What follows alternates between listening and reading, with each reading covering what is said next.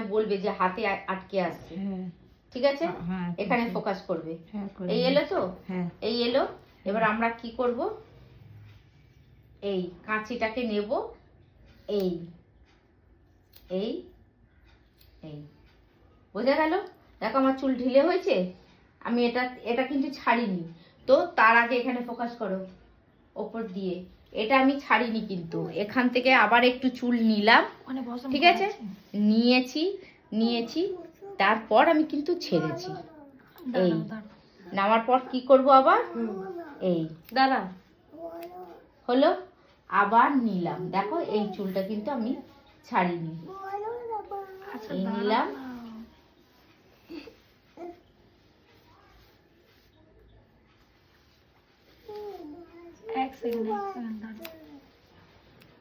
হলো, হয়েছে।